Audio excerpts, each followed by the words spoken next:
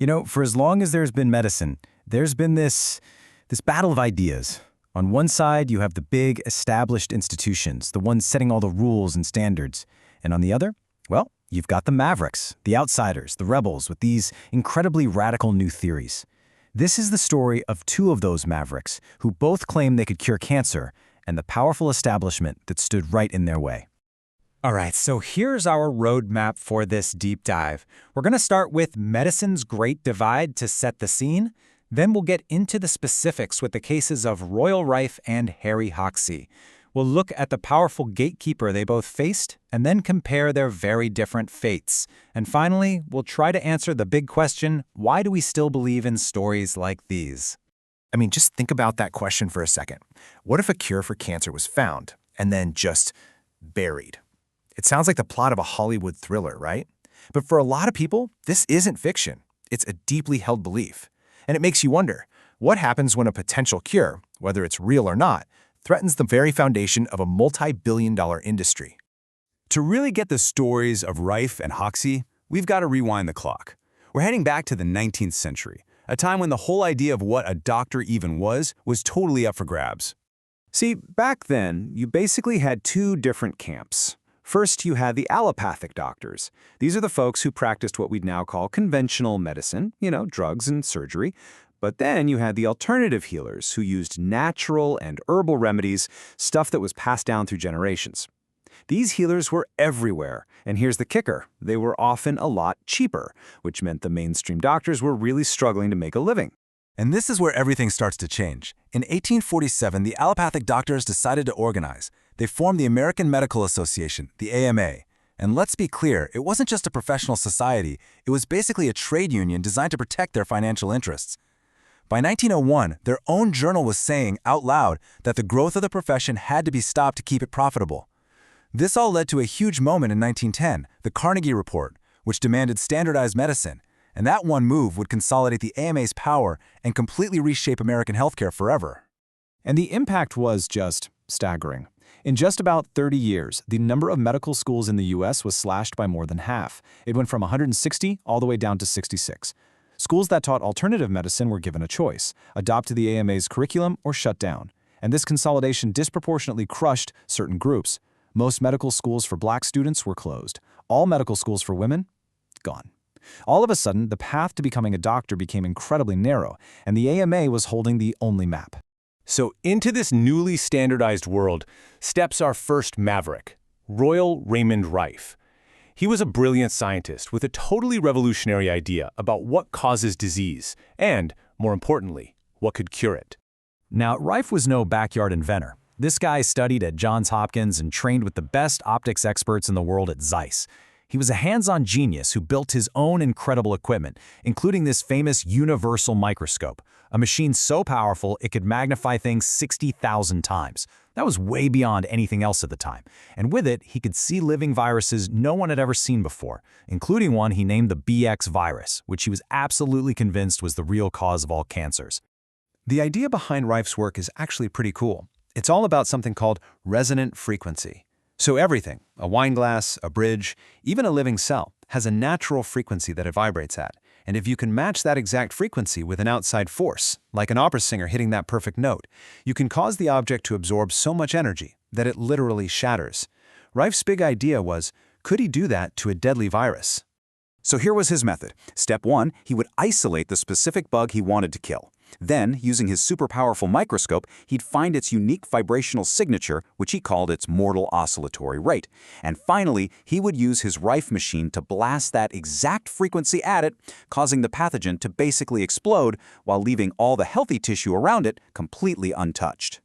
And this wasn't just some theory he was messing with in a lab. In 1934, they ran a clinical study with 16 patients, all with terminal cancer, people the mainstream medical world had basically written off as hopeless. After just 3 months of treatment with Rife's machine, an unbelievable 14 of them were declared clinically cured by a whole team of 5 medical doctors. It sounded like an absolute miracle, a breakthrough that was about to put him on a direct collision course with the medical establishment. Okay, so while our scientist, Royal Rife, is busy in his lab, a totally different kind of healer was becoming famous across the country: Harry Hoxsey. Hoxsey was pretty much the polar opposite of Rife. He wasn't some university-trained scientist. Nope, he was a self-taught healer from Illinois. His treatment wasn't based on fancy high-tech frequencies. It was based on an old family secret, an herbal formula. He claimed it was passed down from his great-grandfather who, legend has it, figured it out by watching his horse cure itself of cancer by eating certain plants out in a pasture. And despite his unconventional background, Hoxsey's methods were incredibly popular. By the 1950s, his clinic in Dallas was the biggest private cancer center on the planet, with branches in 17 different states. He gave hope to people who had been given none, and his patients, a lot of whom had been turned away by conventional doctors, became his most passionate supporters. He had this massive groundswell of popular support. So you've got these two totally different guys. One's a scientist, the other's a folk healer, and they're both claiming they can cure cancer. And as it turns out, they were both about to run into the exact same, very powerful enemy. Enter Dr. Morris Fishbane. For 25 years, he was the head of the American Medical Association. This guy was, without a doubt, the most powerful man in American medicine. He was a ruthless operator who actually earned the nickname the Medical Mussolini because of how aggressive he was in defending the AMA's turf against anyone he saw as a threat. And Fishbane? Well, he had a playbook and he stuck to it. First, he'd approach the Maverick with an offer to buy their cure. But when both Rife and Hoxsey refused to sell out or give him complete control, those offers turned into attacks. He unleashed the full power of the AMA, publicly branding them as quacks and charlatans, systematically destroying their reputations, and pressuring the authorities to shut them down for good. So, how did our two Mavericks do against this incredible institutional force? Well, their stories build to two very different, but you could say equally tragic endings. This is where their paths really diverge. Rife, the scientist, he faced this relentless campaign of character assassination. There were mysterious fires in his colleagues' labs, an endless pile of lawsuits. It just completely bankrupted him and left him a broken man. Hoxsey, the populist healer, was arrested over 100 times, but he fought back like a tiger, even successfully suing Fishbane for libel. But even though he won that battle in court, the constant pressure from the AMA and the FDA eventually won the war, forcing him to shut down every single one of his U.S. clinics. So the official stories of Rife and Hoxsey ended decades ago. But their legends? They're more alive than ever. So, why? Why did these tales of suppressed cures still have such a powerful grip on us? Let's talk about the hard truths.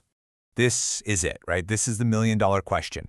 Were these men genuine pioneers who were crushed by a greedy establishment, or were they just peddling false hope to desperate people?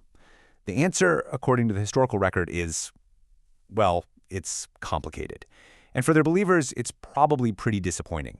Let's start with Rife. The legend is of a persecuted genius. The reality?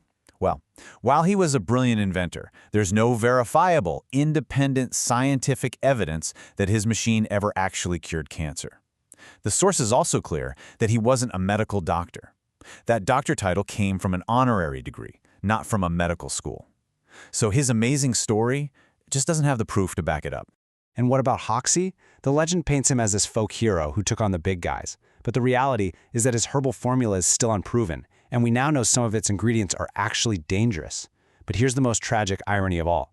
Harry Hoxsey himself died of prostate cancer, the exact disease he'd built an empire claiming he could cure. And when his own formula failed him, he secretly sought out conventional surgery. But by then, it was just too late. So what do we take away from all this? It's really easy to just dismiss these stories, but they highlight a real tension that absolutely still exists today. We have these huge institutions that are designed to protect us, but their history shows they can also be driven by profit and an incredible resistance to change. These stories stick around because they tap into our deepest hopes for a miracle and our deepest distrust of authority. And it really leaves us with one final crucial question. When the next Maverick comes along with a truly revolutionary idea, will we have a system that can fairly test it, or will we just try to shut it down?